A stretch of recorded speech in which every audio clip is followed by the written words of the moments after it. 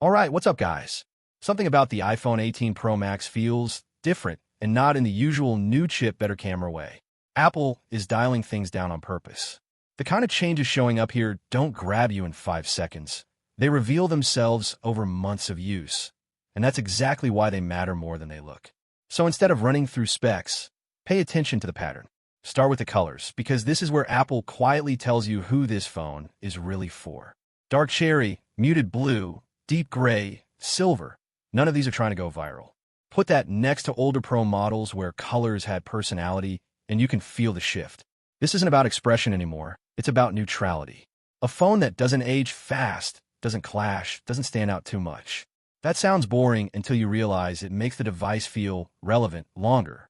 Apple isn't just designing a phone. They're designing how long you stay satisfied with it. And once you notice that the physical refinements hit differently, the tighter glass-to-frame finish, the cleaner transitions. This isn't something you flex, it's something you stop noticing. Which is the goal. Compare it side by side with a slightly older iPhone under harsh light, and you'll catch those tiny inconsistencies that used to exist. Here, Apple is removing friction you didn't even realize was there. It's less about wow, and more about nothing feels off anymore. That's a very different philosophy from chasing visible upgrades every year. Then your eyes go to the front, and this is where Apple plays it smart. The dynamic island isn't gone, but it's shrinking. Just a little. Enough that videos feel cleaner. Enough that your brain stops focusing on it as much. If you've used the current generation, you know it's functional but always present. Now, imagine that presence reduced just enough to fade into the background. Apple isn't abandoning the idea. They're softening it. That tells you they still believe in it long term, but they also know users want more screen, not more features sitting on top of it. And right when you think this is all surface-level refinement, the camera steps in and flips the story. Variable aperture sounds technical, but in practice it changes behavior. Current iPhones rely heavily on software to fix lighting after the shot. This moves part of that control into the hardware itself. So instead of correcting light, the phone manages it before the image is even captured. Side by side, you'll start noticing photos that feel less processed, less smartphone-like.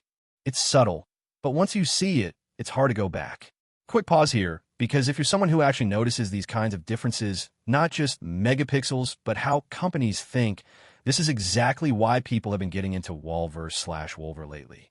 It's less about leaks, more about understanding where all this is heading before it becomes obvious to everyone else. Now step back for a second. Apple is putting all this effort into refining the current iPhone experience, while quietly working on a foldable in the background. And they're not mixing the two. That separation is intentional.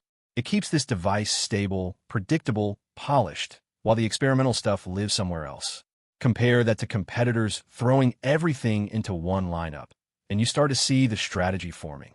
Also, real quick, more than 70% of you watching right now aren't subscribed. Not pushing, just saying if you enjoy breaking down tech on this level instead of just hearing specs, you're kind of already part of this circle. You might as well make it official. What's interesting is how all these changes connect. The calmer colors make the phone age better. The refined build makes it feel consistent. The smaller dynamic island reduces visual noise. The camera moves toward realism instead of processing tricks. None of this screams upgrade on day one. But 6 months in, that's when it hits. And that raises a bigger thought. If Apple is intentionally making the Pro line more stable and long-lasting, while preparing something completely different on the side, are we slowly moving toward a future where iPhones stop feeling new every year and start feeling permanent?